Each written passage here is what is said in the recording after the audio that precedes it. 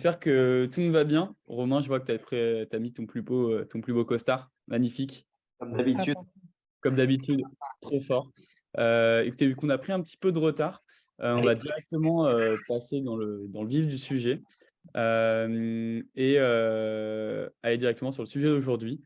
Donc, l'idée aujourd'hui, c'est vraiment de faire une intervention sur le scrapping d'initiation. Donc concrètement, on va vous donner toutes les clés en main pour faire vos premiers pas dans le scrapping. Donc le scrapping qui est la recherche de données à usage de prospection. On va faire une petite intro sur concrètement qu'est-ce que c'est, les conditions aussi pour le mettre en place, dans le sens où il y a des règles à respecter quand même. Et ensuite, on va utiliser quelques cas d'usage. De toute façon, Romain et Simon vont rentrer dans les détails par rapport à ça. Et justement, bon moment pour les présenter. Donc, Romain et Simon qui bossent tous les deux chez Stabler, qui est entre autres un outil d'extraction de données web, donc de scrapping. C'est avec eux qu'on a décidé, School donc de collaborer sur ce workshop public. Les gars, je vais peut-être vous laisser vous présenter. Vous le ferez sûrement mieux que moi. Ah, très bien. Simon, vas-y, je t'en prie. Bon, hello, enchanté, Simon, je viens d'avoir 27 ans. Alors, j'ai une formation qui est assez particulière, c'est que je suis passé par un environnement de développeur en premier, développeur web front, en ayant fait l'école 42.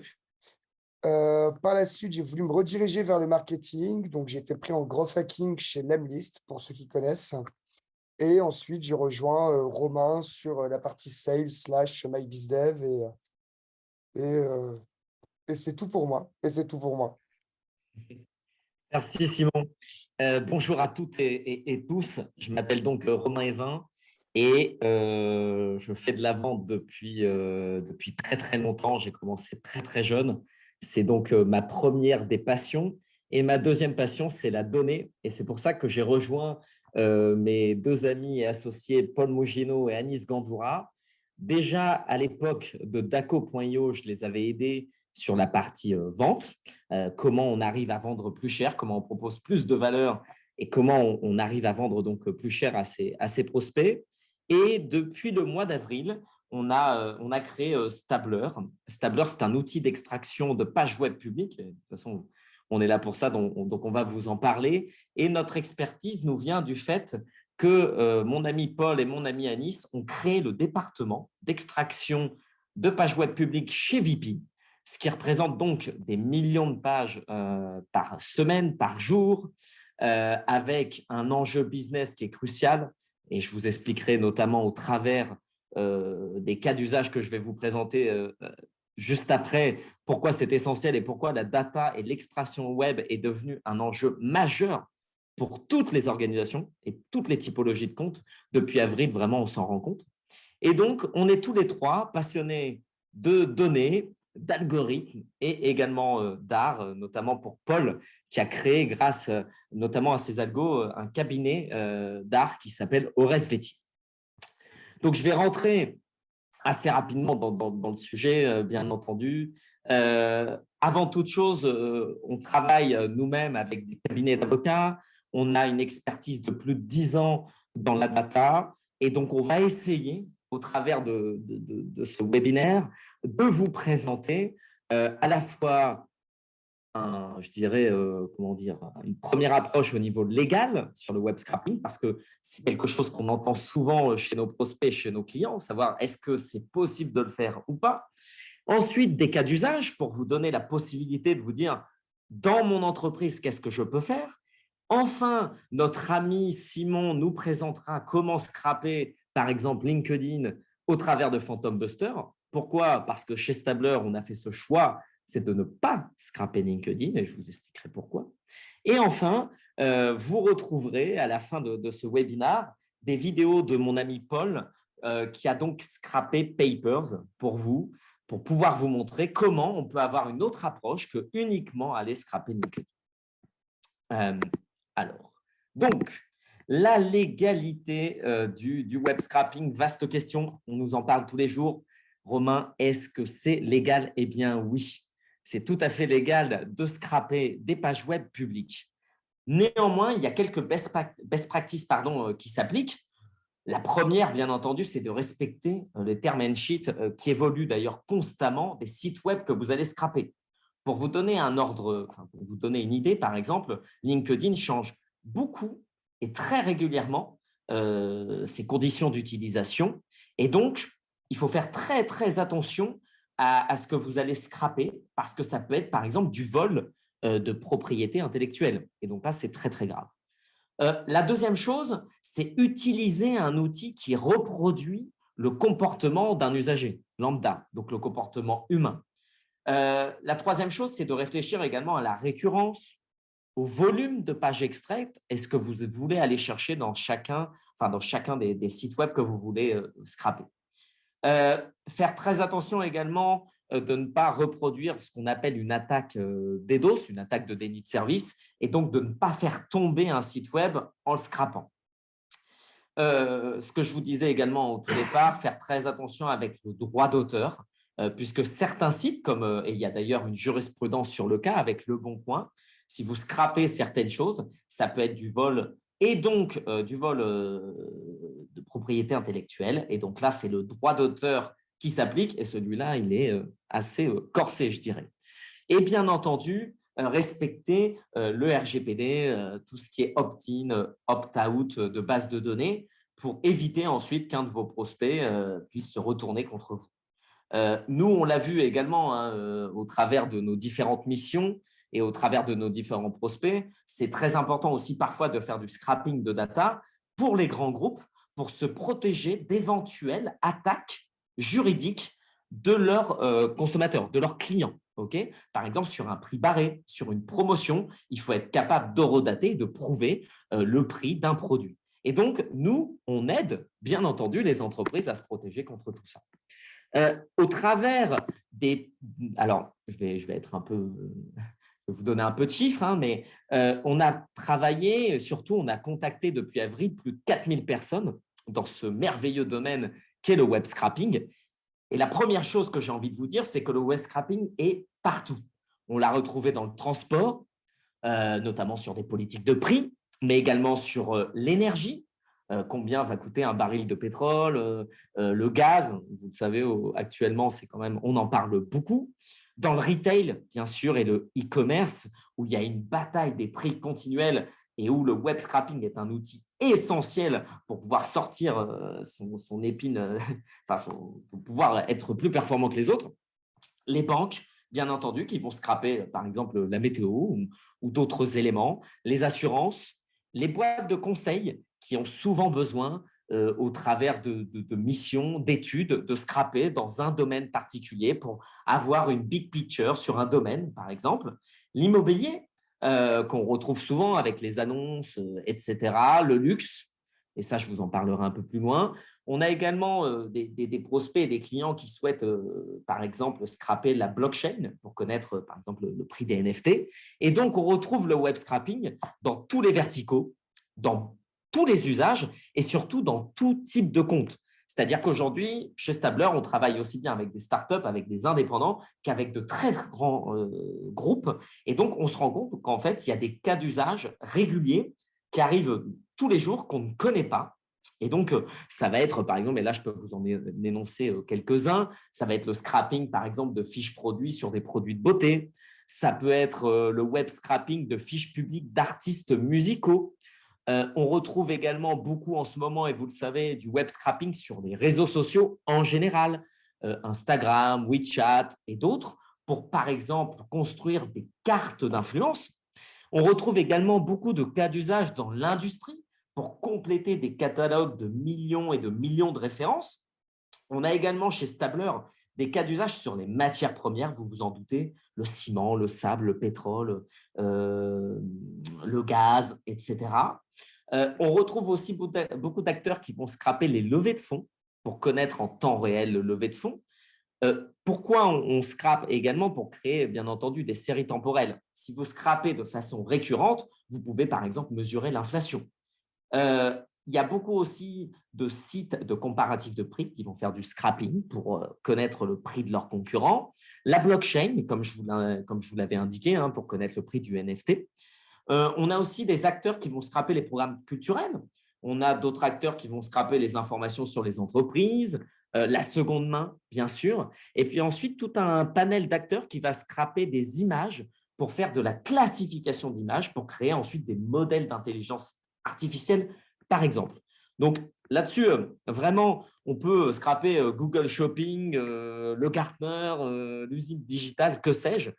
Aujourd'hui, ce que nous, on voit en ayant parlé avec beaucoup de prospects, c'est que les cas d'usage d'extraction web sont vraiment multiples, parfois originaux, mais toujours stratégiques, prioritaires pour les entreprises. L'objectif, c'est quoi de tout cela? C'est accumuler une montagne de données, notamment en série temporelle, pour se constituer un trésor de données qui soit exploitable aujourd'hui ou sur de futurs use cases. Alors, un des use cases, bien entendu, qu'on retrouve très fréquemment, c'est le pricing. Aller scraper les offres produits, le prix, les remises, les évaluations pour connaître si un produit est plus intéressant qu'un autre, plus sollicité qu'un autre, les images, les tailles. Et là-dessus, on a bien entendu de grands acteurs du retail. Ça va de Carrefour, bien entendu, Decathlon, qui vont aller scraper leurs concurrents, notamment, pour connaître à quel niveau ils en sont, quel est leur pricing.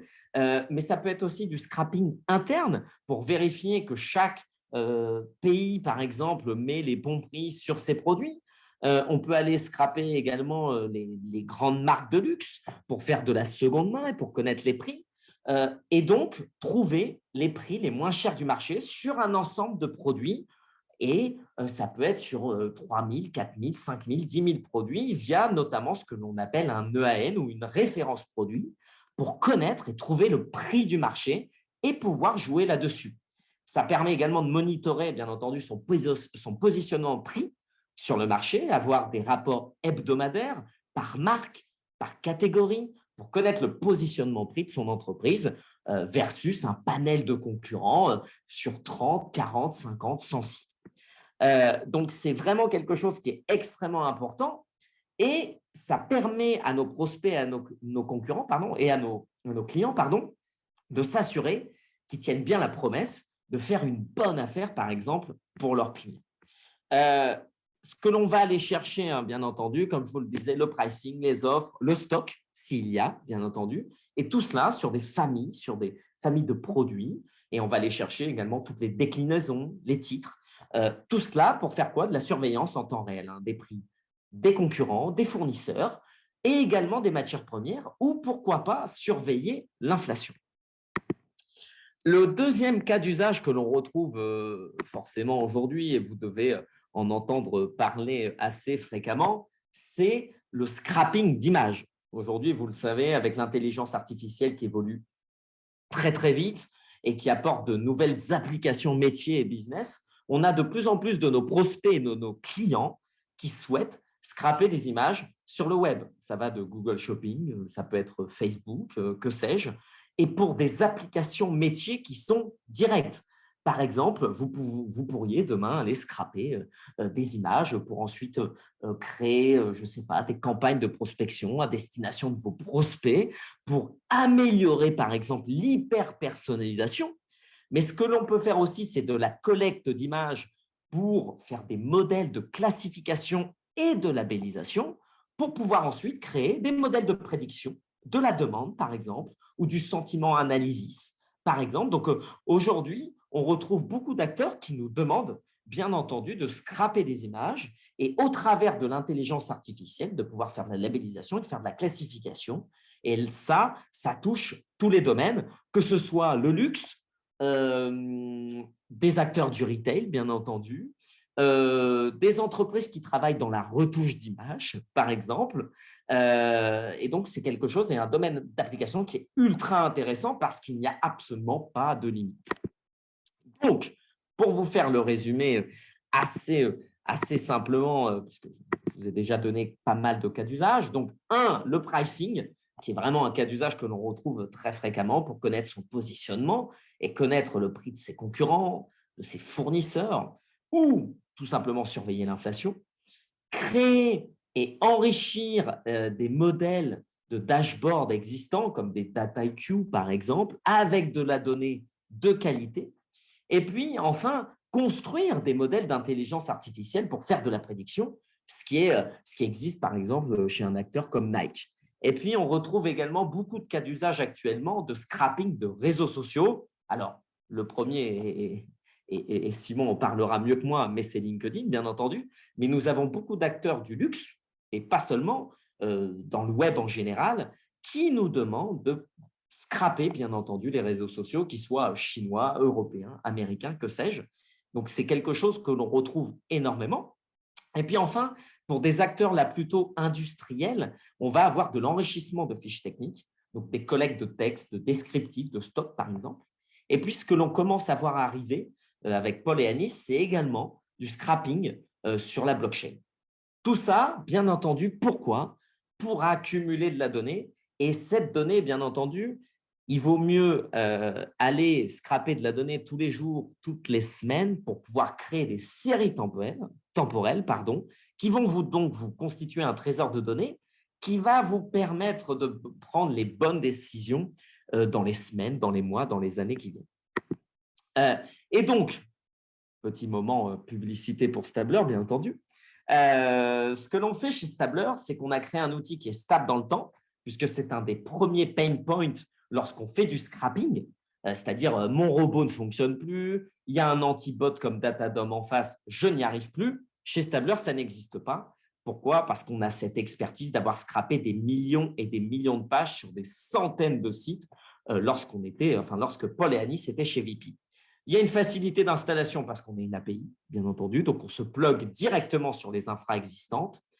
On a beaucoup travaillé sur le pricing parce que moi, je suis commercial et donc en tant que commercial, je sais que c'est souvent un enjeu clé pour nos prospects, le ROI et le prix. Et donc là-dessus, on a beaucoup travaillé. Et puis, comme vous le voyez à gauche, on a travaillé sur l'UX, même si ce n'est pas notre cœur de métier, pour faciliter l'esprit à la fois collaboratif, mais également l'esprit start-up dans l'entreprise, parce qu'on a aussi beaucoup de nos clients et beaucoup de nos prospects qui nous sollicitent pour mettre en place des projets innovants qui vont permettre de tester, par exemple, du labeling d'images ou créer des modèles d'IA, donc d'intelligence artificielle. Comment on travaille? D'abord, études et conseils avec Paul et Anis et moi-même. Ensuite, bien sûr, une proposition commerciale en fonction du volume, de la fréquence, des sites web, des proxys utilisés. Ensuite, la construction des robots, soit par vos équipes, soit par nos équipes, puisqu'on a une société également qui s'appelle OnePlant et qui permet d'avoir accès à plus de 100 développeurs pour créer vos robots. Et puis ensuite, comme vous le savez probablement déjà, un proof of concept d'1 ou 2 mois avec nos prospects pour connecter à leur système et pour montrer la stabilité et la qualité des données que nous scrapons. Et enfin, la livraison des données en fonction effectivement des bases de données qui vous intéressent, MongoDB, Excel, Google Sheet, que sais-je. Et donc, pourquoi ce webinaire aussi aujourd'hui? C'est qu'aujourd'hui, on souhaite avoir une autre approche. Pourquoi? Parce que LinkedIn devient de plus en plus, je dirais, complexe à scraper. Moi, je ne citerai pas quelle solution j'utilisais avant, mais j'ai été banni au mois de décembre 3 ou 4 fois de LinkedIn. Et c'est quand même mon cœur business, donc bon, ça a l'air assez compliqué. Et donc aujourd'hui, nous, chez Stabler, on a pris le choix de ce virage, clairement, à la fois technologique, mais également idéologique, je dirais, de se dire, est-ce que l'on peut scraper, obtenir de la donnée de qualité pour aller prospecter ses prospects sans utiliser LinkedIn? Et d'ailleurs, là, je fais un petit hello à une école que j'aime beaucoup qui s'appelle Eurydice. Eurydice, par exemple, il y a quelques mois, c'est notamment ce qu'ils nous ont demandé, c'est comment, au travers d'une dizaine de sites web, on pourrait constituer des bases de données suffisamment intéressantes pour faire de la prospection dessus. Pourquoi? Parce que dans les semaines, dans les mois, dans les années qui viennent, il est fort probable que ce soit de plus en plus complexe de scraper LinkedIn. Je crois que c'est ton tour, Simon. Je vais reprendre la main sur le partage d'écran, du coup. Ah non, bon, c'est toi qui vas faire les slides, Romain. Alors, du coup, moi, je vais vous présenter le cas d'usage classique, traditionnel, donc du scrapping via Phantom Buster. Donc, en général, c'est utilisé pour scraper du LinkedIn, page jaune ou du Google Maps. Donc, vraiment, tout le monde fait ça. Il y a plus grand intérêt, mais je pense que c'est quand même important que vous sachiez le faire pour comprendre quelle est la différence entre Stabler et du scrapping via LinkedIn. Tu peux passer à la slide suivante. Tu peux changer, Romain. Voilà. Alors, j'ai pris comme cas d'usage réel, parce que je pense que ça parle à tout le monde. On va cibler des sociétés de conseil de 1 à 500 personnes et en général des CEO. Donc, comment ça marche? Slide suivante. Hop. Ça n'a pas changé. Voilà. Alors, quand vous définissez l'important, en fait, quand vous faites une recherche sur LinkedIn, c'est de partir sur ce qu'on appelle une base account-based marketing et de ne pas faire du gros. Ce que tout le monde fait en général, et c'est notamment les messages de recruteurs un peu durs, qui vous envoient tout le temps les mêmes messages, c'est qu'ils font du gros, donc il y a très peu de personnalisation. Et ça sera toujours des messages comme, par exemple, bonjour Romain, je vous souhaite une joyeuse année 2020. J'ai vu que vous étiez à la recherche d'un poste de CTO, alors que, ben non, Romain est sales. Donc, ça ne marche pas trop. C'est que ces personnes-là ont du mal à faire une recherche qui est propre, une recherche qui correspond à leurs ICP, à leur persona et à leur compte. Et voilà, c'est ce que je vais vous apprendre là. Donc, la première étape, c'est de définir ces comptes. Donc, comme vous le voyez sur l'écran qui est partagé actuellement, j'ai défini les comptes par effectif d'entreprise, secteur et lieu du siège social, pour avoir le moins d'entreprises possible. Donc là, on se retrouve avec 20 000 entreprises, ça fait beaucoup. Mais parce que la recherche n'est pas encore couplée avec la recherche des prospects. Sur la recherche des prospects, ce que j'ai fait, c'est que, en gros, en bas à gauche, j'ai enregistré ma recherche précédente que j'ai appelée Agence, Services et Conseil Info, 1 à 500 employés. Je l'ai rajouté à la liste des comptes dans les recherches advanced, ce qui me permet en fait déjà de définir la liste des sociétés que je veux contacter et les personnes à l'intérieur. Et j'ai défini le niveau hiérarchique de directeur, PDG, propriétaire. À savoir qu'il y a plusieurs filtres qui sont intéressants là-dedans. Il y a l'année d'expérience. En général, une personne décisionnaire, il y a peu de chances qu'elle soit dans les personnes de 1 à 6 mois. Donc, vous pouvez les oublier. Il y a le nom du poste. Le nom du poste, ici, je ne l'ai pas mis, mais vous pouvez le rajouter sur la gauche dans fonction, il me semble. Donc, par exemple, vous pouvez mettre CEO, or directeur, or head of, ce que vous voulez. Et ensuite, grâce à cette recherche que vous copiez-collez, vous passez sur un merveilleux site qu'on a tous trop utilisé, malheureusement, qui s'appelle Phantom Buster. Alors, Phantom Buster, ça sert à quoi? Phantom Buster, c'est un site web qui va faire du scrapping de LinkedIn, principalement que du LinkedIn et quelques autres sites, mais les résultats ne sont pas top. C'est vraiment que pour du LinkedIn.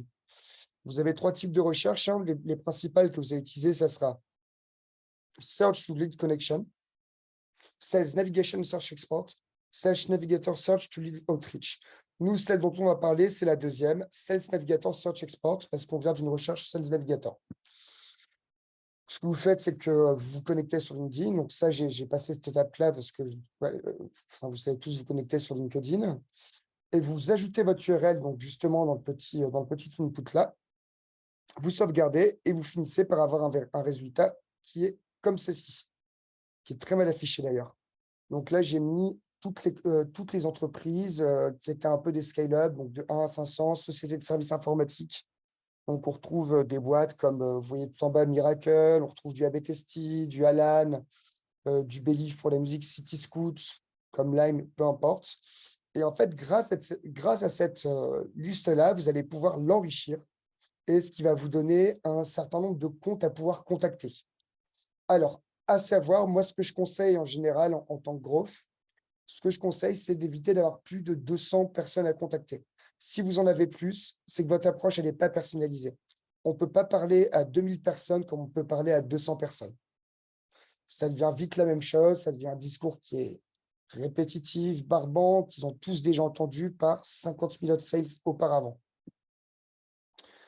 Comme outil, moi, j'ai quelques recommandations. Alors, j'ai pour des outils d'outreach pur et dur, j'ai Lemlist, qui est ils sont très, très forts et c'est même un des premiers acteurs en France à avoir parlé d'outreach. Ils sont très forts pour l'emailing, pour le cold emailing, c'est le contact à froid. Donc, quand vous ne connaissez pas la personne, la contacter directement via sa boîte mail. En multicanal, pour moi, il n'y a pas mieux en France. C'est la Growth Machine qui va vous permettre de faire, en fait, par exemple, une séquence de j'envoie un message à mon prospect sur LinkedIn, je rentre en connexion. S'il ne m'a pas répondu au bout de 3 jours, je lui envoie un email. S'il ne m'a pas répondu à mon email, au bout de 3 jours, je lui renvoie un message sur LinkedIn, et ainsi de suite, et ainsi de suite. Replay fait la même chose, mais c'est des acteurs américains, et moi, je préfère favoriser l'environnement français, notamment dans les présentations.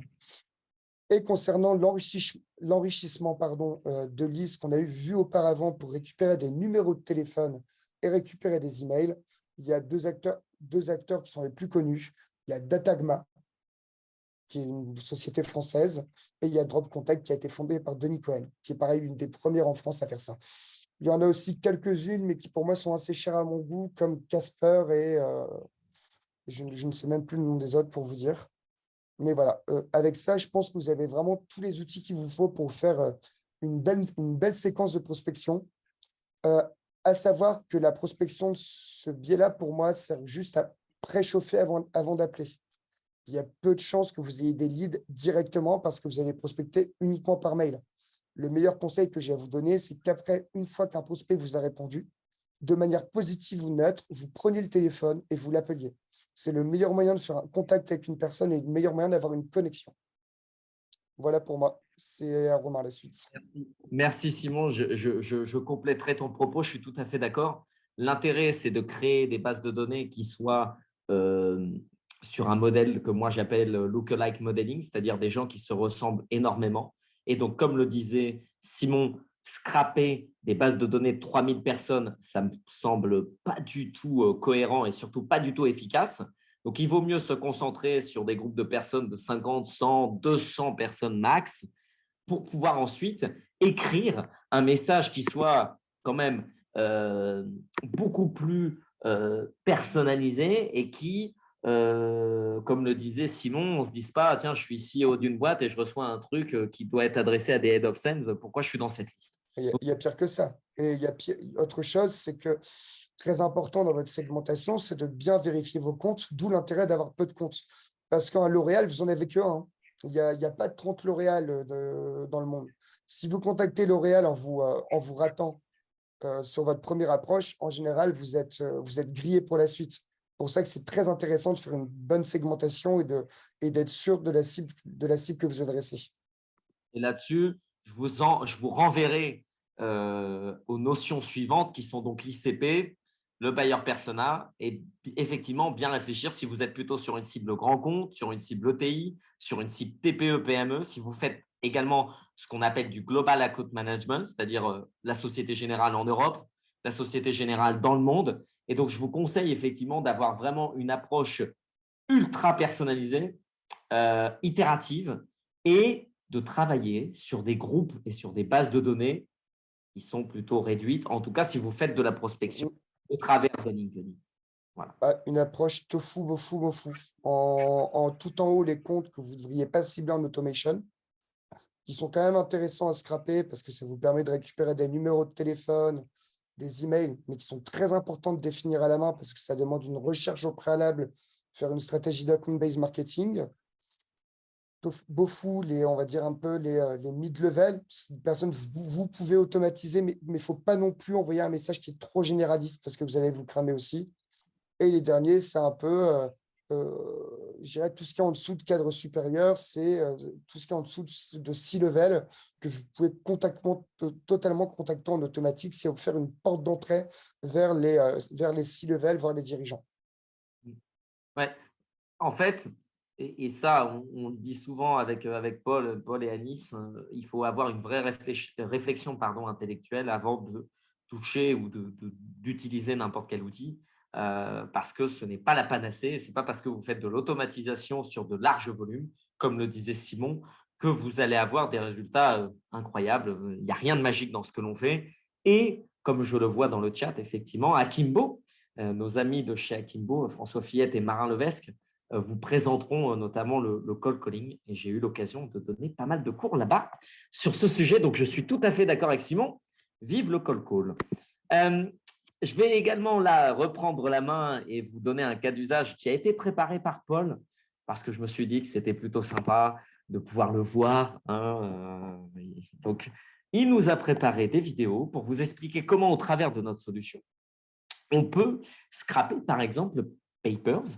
Et donc, on a pris le cas d'une société de conseil ou des indépendants en faisant la même chose, en définissant l'ICP, la société de conseil, une à 10 personnes, en choisissant une liste de numéros de SIRET pour les intégrer à un Google Sheet. Pour faire quoi? Eh bien, ensuite, comme le disait Simon, pour pouvoir enrichir ces bases de données. Alors, est-ce que ça va fonctionner?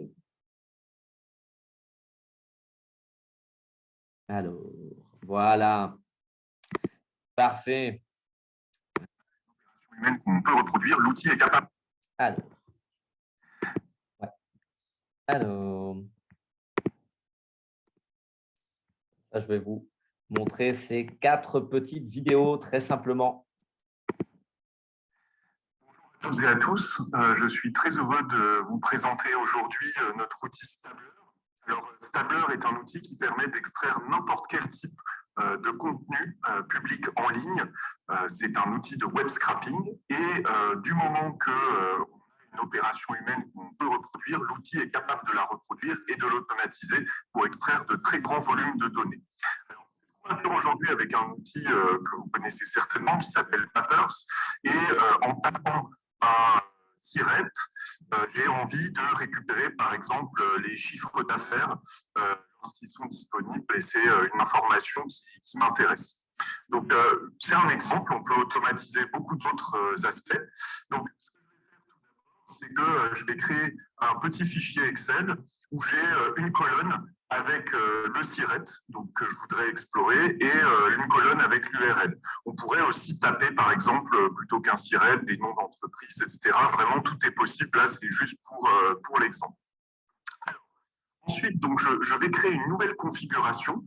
Dans besoin de la démo et pour que ça soit efficace, je l'ai déjà créé, mais donc là, on pourrait créer une nouvelle configuration et c'est aussi possible d'en importer une si, par exemple, vous avez un prestataire qui le fait pour vous. Donc, j'ouvre mon fichier, mon document de configuration et j'arrive sur la page qui me permet de configurer cette exploration du site Papers et cette récupération de données à partir d'un Google Sheets comme on a pu le voir. Donc, c'est ça qu'on va faire. Vous voyez, en fait, la configuration est déjà préparée. Je vais en faire un petit commentaire. Ce qu'on voit, c'est que ça fonctionne sous forme de graphe. Et en fait, ce graphe reproduit les opérations humaines successives qu'on va faire. Donc, la première étape, ça va être d'arriver sur le site Papers pour pouvoir l'explorer. Et on va ensuite récupérer les infos depuis le Google Sheets. Donc, quand j'arrive sur le site, c'est mon nœud d'entrée. Je vais arriver donc de manière assez classique sur le site papers.fr. Et à chaque fois que je fais une configuration, je peux tester en fait ce qui se passe du point de vue du robot. Donc là, j'ai cliqué sur Test Mode pour tester le nœud. Je vois ici sur la partie gauche le log de ce qui se passe quand je scrape. Et je vois également la page qui s'affiche avec un preview de ce qui se passe. Donc là, c'est le moment où en fait je vais aller récupérer depuis le Google Docs que je viens de vous montrer les informations. Donc là en fait ce que je fais, c'est que j'ai une feuille dont j'ai copié-collé l'adresse. J'ai également partagé cette feuille avec une adresse email que vous voyez ici. Donc ici, quand je partage, je vois que la feuille est partagée avec cette adresse en particulier. Et ça permet en fait de tester la connexion, si la connexion fonctionne bien avec la feuille. Et là, on voit que non seulement la connexion a bien marché, mais qu'en plus, j'ai trouvé 9 enregistrements à tester. Et effectivement, quand je regarde ici, j'en ai bien 9 enregistrements en plus des en-têtes. Je peux aussi le vérifier dans la partie data. Ici, je vois mon payload, c'est-à-dire les différents SIRET que je vais aller taper. Ensuite, il s'agit finalement d'aller les taper un à un. Et ici, en fait, c'est ce qu'on appelle un fan-out. Alors, si vous avez besoin de configurer ce type de fonctionnement. N'hésitez pas à chaque fois à utiliser la documentation. Cette documentation explique en fait à chaque fois comment récupérer de la donnée, notamment de fichiers Google. Donc, c'est exactement cette documentation que j'ai suivie pour créer la configuration. Ici, je crée ce qu'on appelle un fan-out, c'est-à-dire une opération qui va permettre de taper chacun des sirettes. Et donc, ici, pour le faire, je dois utiliser un tout petit morceau de code JavaScript qui est fourni dans la documentation. En fait, je dois juste écrire ici kawit data avec URL pour dire que je dois aller naviguer sur l'URL et que je voudrais prendre en argument le siret. Donc, vraiment, tout ça est dans la documentation. Et ensuite, en fait, je vais aller prendre le sélecteur HTML, CSS. Donc, je vais créer un petit morceau de code qui va me permettre de positionner en fait le curseur sur cette zone-là. Donc, on peut voir que lorsque j'inspecte le code et que je copie-colle ce que j'ai ici, ça me sélectionne effectivement la zone où je peux taper le siret. Et c'est ce que je vais faire. Donc, ici, pareil, j'ai un petit morceau de code à écrire où en fait je dis à chaque fois je voudrais taper ce que j'ai sélectionné précédemment. Je vous mets la suite. Et oui. Voilà. Alors, une fois que j'ai expliqué en fait dans quelle zone taper les différents sirets, eh bien, ça va être le moment de naviguer sur les différentes pages correspondant aux différentes entreprises. Et là, je vais récupérer le nom de l'entreprise via un petit sélecteur HTML, CSS et les années et les chiffres d'affaires successifs correspondant aux différentes années. À noter que dans ce cas-là, j'ai utilisé un autre type de sélecteur qui est plus pratique, qui s'appelle un sélecteur XPath. Donc, Stabler permet d'utiliser ce type de sélecteur qui est un petit peu plus pratique parfois que des sélecteurs CSS. Et surtout, en fait, là, je peux faire des ajustements où ici, je montre que, par exemple, le chiffre d'affaires est présenté sous forme de liste et c'est une information qui est optionnelle, c'est-à-dire que ça ne va pas me générer d'erreur si je ne le trouve pas, ça peut arriver dans Papers. Et tout ça, c'est des choses que je peux vraiment paramétrer pour que quand j'extrais ça de manière automatisée, ça soit très facilement ensuite intégrable dans une technologie, un dashboard, etc. Voilà, donc ça va être le moment de tester la configuration. Donc là, je suis sur Papers. J'ai récupéré ma data de Google et donc maintenant, je vais taper finalement cette donnée. On voit ici que j'ai mes 9 sirets que je voudrais taper et je vais commencer à les taper un par un dans la barre de recherche. Donc là, je vois que, par exemple, j'ai tapé le premier pour des enjeux de test. Et ensuite, je vais aller pouvoir naviguer sur les différentes pages qui correspondent à ce numéro. Alors, je vous passe la suite. J'espère que vous entendez bien. Je ne suis pas du tout un expert informatique. On entend plutôt bien en réalité, ouais. Ça marche bien. Cool, merci. Alors, hop, voilà la suite. Alors, ma configuration n'est pas très prête. Pour ça, j'ai été aidé notamment par la documentation, le Discord, si j'avais des questions, et également les vidéos de la Stabler Academy. Et donc, je suis prêt à présent à la lancer. Donc, pour lancer la configuration, il n'y a rien de plus simple. Je la lance en utilisant le bouton Run. Et ça y est, c'est parti. Et je vais pouvoir suivre en fait l'avancement de cette configuration dans Jobs. J'ai demandé en fait à ce que les données soient envoyées dans le même Google Sheets que là où je récupère les sirets. Voilà, je peux faire ça. C'est également possible d'envoyer ces informations, par exemple, dans une base de données type MongoDB ou un Airtable, une API. Vraiment, tout est possible. L'idée vraiment, c'est que Stabler soit un outil qui soit à votre service et qui vous permette en fait de créer des technologies d'extraction de données industrielles de manière récurrente pour alimenter vos systèmes en données. Donc, je peux voir en fait que l'extraction de données est en train de se lancer et dans quelques instants, on va pouvoir voir les résultats dans le document Excel ou Google Sheets. Là, on voit pour l'instant que je n'ai pas d'autre onglet, j'ai que l'onglet extraction, mais assez vite, on va voir un nouvel onglet se créer et on verra les données apparaître dans cet onglet. Alors, hop, je crois qu'il en reste une. La dernière, et après je vous montre le résultat. Alors, attendez, voilà. Là. Pardon.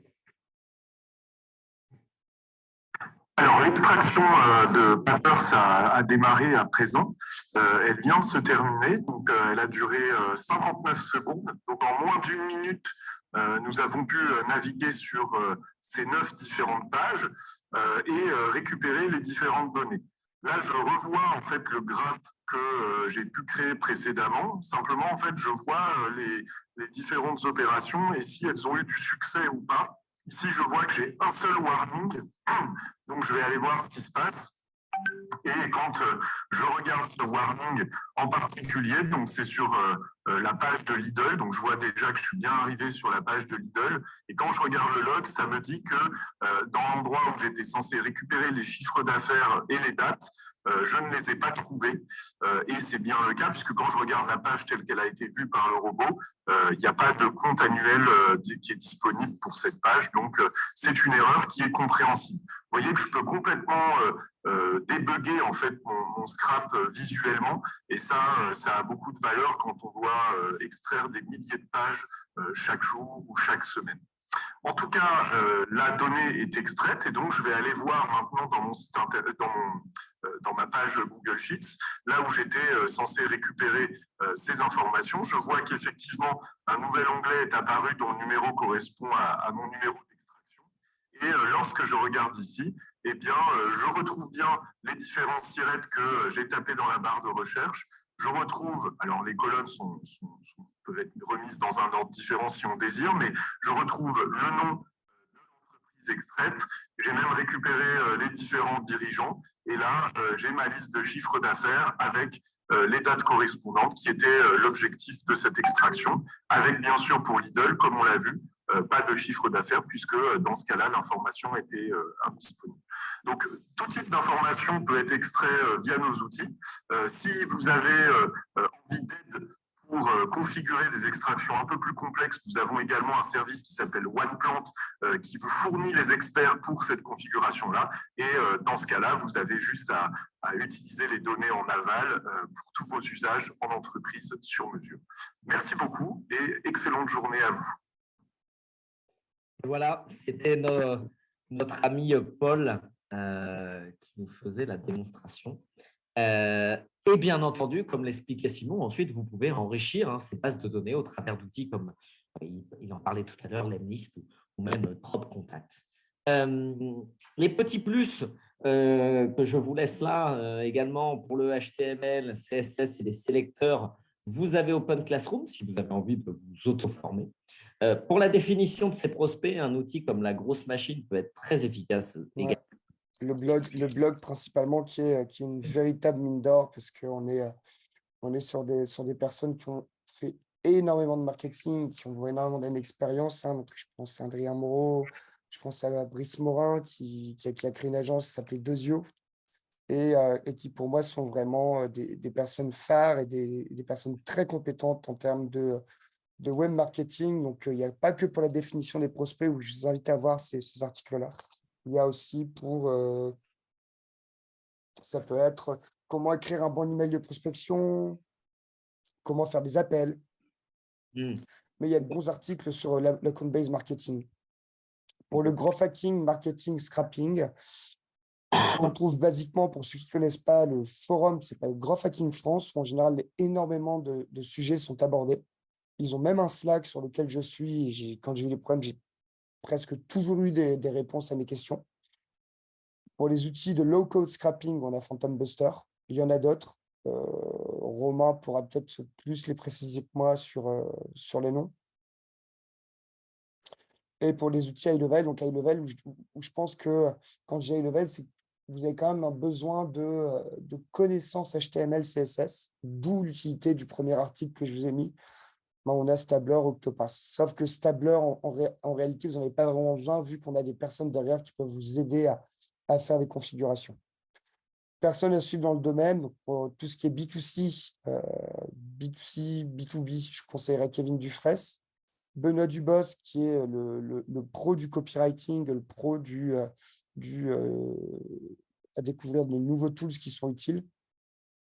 Et Jérémy Guyot, qui était l'ancien Head of Growth même je crois qu'il l'est encore, de Spendesk, qui a fait péter le chiffre d'affaires de cette startup en très, très peu de temps. Et ces 3 personnes-là, sur LinkedIn, si vous les suivez, en général, vous avez une mine d'or à portée de main d'informations. Bon, merci Simon. Pour compléter effectivement ce que disait Simon, si vous êtes sur des approches assez transactionnelles, TPE, PME, effectivement, je pense que c'est très intéressant d'utiliser des outils comme Phantom Buster ou aller se documenter et s'intéresser à la grosse machine, par exemple. Par contre, et là, je mets une alerte assez forte sur l'approche grand compte, ETI. Je vous conseille d'avoir vraiment une approche ultra personnalisée. Et là, les outils, malheureusement, ne vous seront pas d'une grande aide, à part, et le seul outil, et ça, vous verrez ça la semaine prochaine ou je ne sais pas quand, le cold call. Mais je vous invite vraiment à avoir une vraie réflexion sur la typologie de compte que vous avez et donc la méthodologie de prospection que vous devez employer. Si vous devez faire du grand compte, de l'ETI ou même du Global Account Management, vous allez être sur une approche qui n'est pas du tout automatique. Enfin, je ne crois pas. Vous allez mapper des comptes, contacter les opérationnels, les C-level, faire des messages ultra personnalisés, créer des événements pour faire venir des DSI, des CTO, des CDO, que sais-je. Donc, je vous invite vraiment à être ultra vigilant sur la question, c'est à qui j'ai envie de parler, à qui je parle et quels sont les canaux de communication et comment je dois parler à ces personnes. Pour vous donner un cas d'usage, moi, j'ai pu travailler avec des acteurs comme Too Good To Go. On n'adresse pas un boulanger comme on adresse, bien entendu, lorsque j'étais chez Fortinet et je vendais de la cybersécurité pour, par exemple, Safran ou Thales. On ne parle pas de la même façon. Et je vais vous le dire très franchement, on n'utilise pas d'outils d'automatisation pour contacter le CAC 40. On essaye d'avoir une approche ultra personnalisée, de faire ce que l'on appelle du picking, c'est-à-dire trouver des informations pertinentes dans les profils de ces personnes pour créer des mappings de comptes, pour contacter de façon chirurgicale chacun de ces prospects, ce qui nous a notamment permis chez Stabler de rencontrer une grosse vingtaine de grands groupes avec qui on est en train de créer des POC aujourd'hui, avec qui on est en train de travailler. Et effectivement, et ça, Simon a tout à fait raison, d'avoir une approche un peu plus automatique pour aller chercher des indépendants, des cabinets de conseil ou des startups très, très early stage. En tout cas, sur cette partie extraction de pages web publiques, notre équipe, c'est-à-dire mon ami Anis, mon ami Paul et moi-même, on est à votre disposition pour en discuter avec vous. Si vous avez des enjeux, si vous avez des envies, si vous avez des idées, elles peuvent être tout à fait originales, on adore ça.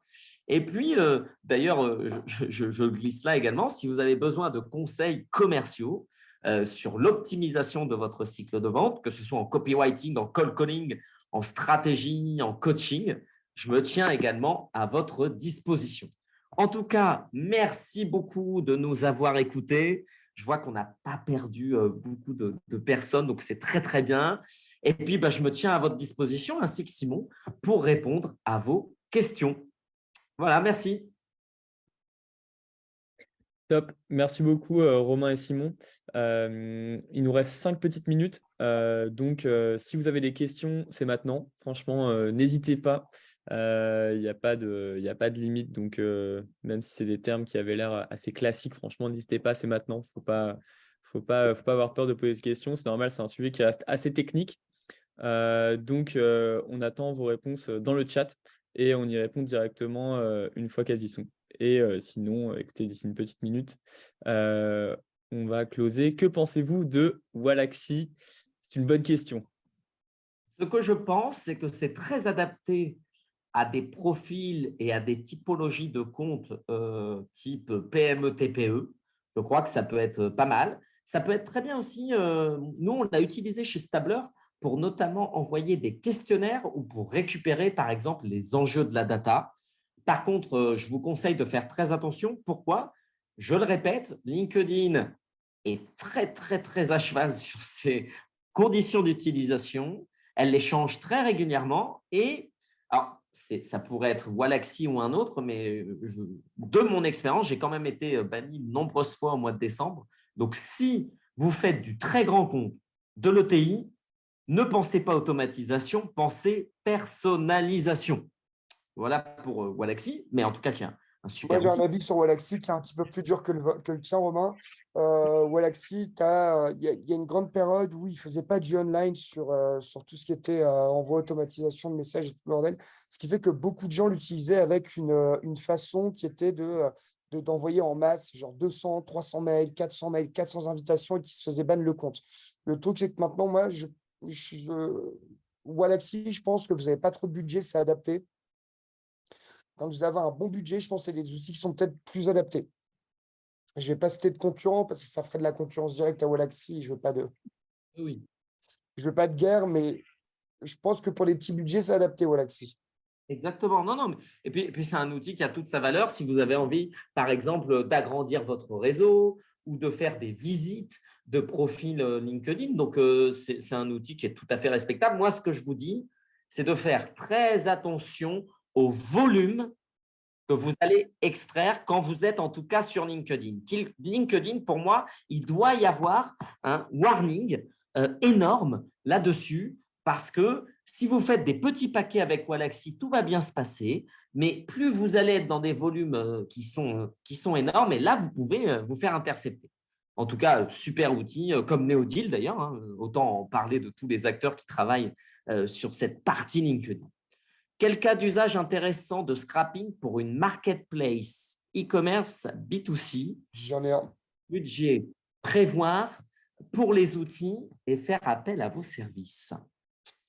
Le pricing, tout à fait. Je pense que le pricing, c'est vraiment un des cas d'usage les plus intéressants pour vous, c'est-à-dire aller chercher le prix de vos concurrents, le stock s'il est disponible, les descriptifs, les titres, les tailles et tout ça en le construisant par catégorie, par modèle. Donc là-dessus, nous, c'est ce qu'on a fait chez VP.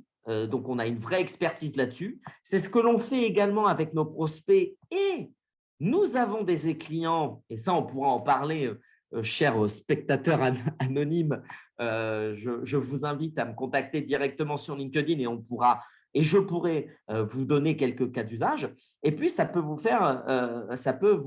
donner également la possibilité de faire de la prédiction de la demande. Okay, et sur les budgets, là-dessus, nous, on fonctionne. Alors là, je n'ai pas de budget. Pourquoi? Parce que ça va dépendre des volumes, de la récurrence et également je dirais, de l'état de défense des sites web que vous souhaitez scraper.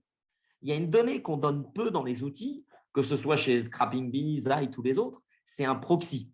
Parfois, il faut un proxy pour pouvoir scraper et ne pas se faire repérer. Et donc là-dessus, c'est un coût qui est complètement aléatoire, je dirais, et qui surtout ne dépend pas de notre technologie.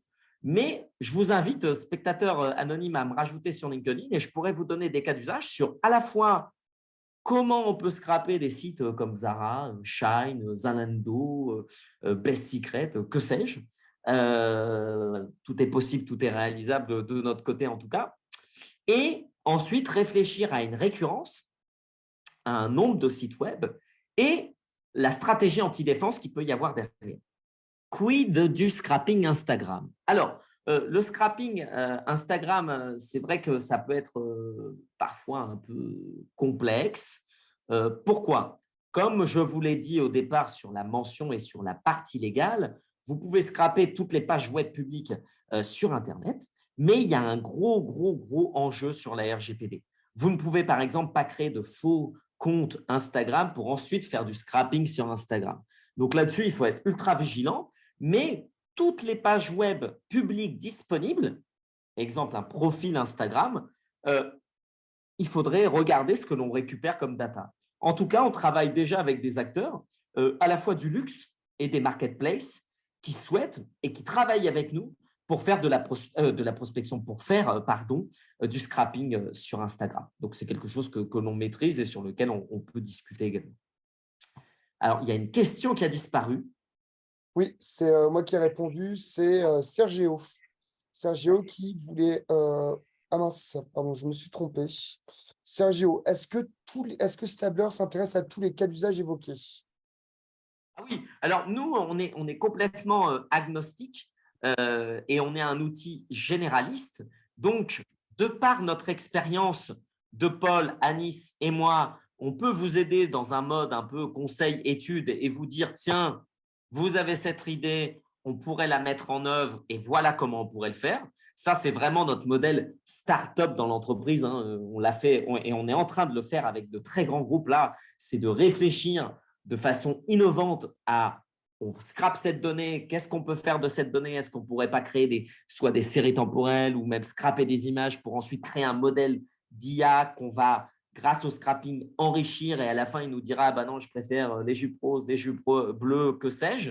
Enfin, vraiment, il y a beaucoup. Donc, on se limite à aucun cas d'usage. On travaille avec des acteurs, comme je vous le disais, dans le retail, dans le luxe, dans le transport, dans l'énergie, dans l'art. Je veux dire, on n'a vraiment aucune limite, enfin, on n'a vraiment aucune limite là-dessus. On accompagne tous nos clients de la même façon. Et comme le disait Paul dans une des vidéos, on a vraiment plusieurs modèles. Soit vous êtes libre d'utiliser notre outil avec une équipe, si vous avez une équipe en interne qui maîtrise le CSS ou l'HTML, ou alors une offre dite managée en régie ou en SS2I, puisque nous avons un panel de partenaires technologiques qui peuvent vous aider à construire les robots, à vous-même vous livrer la data, parce qu'on a des clients qui souhaitent ne pas s'en mêler et faire ça de façon très offshore et qui veulent juste tous les jours, plusieurs fois par jour, une fois par semaine, récupérer leur data. Donc, on est vraiment très agnostique et très généraliste. C'est pour ça d'ailleurs qu'on ne souhaite pas vraiment scraper LinkedIn parce qu'on ne veut pas être associé à avoir un tampon LinkedIn. Nous, on offre de l'extraction web pour toute typologie de clients et pour tout type de cas d'usage, comme vous avez pu le voir hein, précédemment dans le slide. Hein. Je peux la remettre. De toute façon, elle sera distribuée cette slide, je ne doute pas. Mais voilà, on est vraiment agnostique, généraliste et on peut vous aider dans tous vos projets d'extraction de web pour ensuite constituer ce trésor de données et pouvoir créer à la fois des séries temporelles, des modèles d'IA, faire du pricing concurrentiel, hein, c'est de la veille intra-entreprise, de consolider sa place sur le marché, vérifier qu'on est au bon prix, etc. etc. Est-ce qu'il y a d'autres questions? Top. Merci beaucoup. Merci beaucoup en tout cas, Romain. Je pense que ça y est, les questions, il y en a plus. On a répondu à toutes les questions et on commence déjà à être en plus du temps et je vois le nombre de participants qui descend petit à petit. Mais en tout cas, merci beaucoup, c'était top. Merci beaucoup d'être intervenu déjà pour nos startups qui sont incubées et aussi pour tout l'écosystème School Lab de manière générale. Qui a été présent ce soir. Donc, c'est top. J'espère que ça vous a plu, que ce soit en tant qu'intervenant, en tant que participant. Écoutez, j'ai vu qu'il y avait pas mal de demandes pour avoir plus d'infos. Contactez-les directement sur LinkedIn. Ils vont se faire un plaisir de vous répondre. Et d'un autre côté, si vous êtes aussi intéressé pour savoir quelles sont les possibilités côté School Lab, que ce soit incubation ou autre, n'hésitez pas à me contacter moi ou alors contacter Anne Mordon, directrice startup à School Lab. Et sur ce, écoutez, je vais vous dire bonne soirée à tous. Il y a un replay, on le mettra très certainement sur YouTube si vous voulez revoir ce bon moment et toutes ces ressources qui sont bien précieuses, je pense. Et sinon, c'est le moment de conclure. Donc, bonne soirée à tous. Bonne soirée. Merci encore. À bientôt. Au revoir. Au revoir.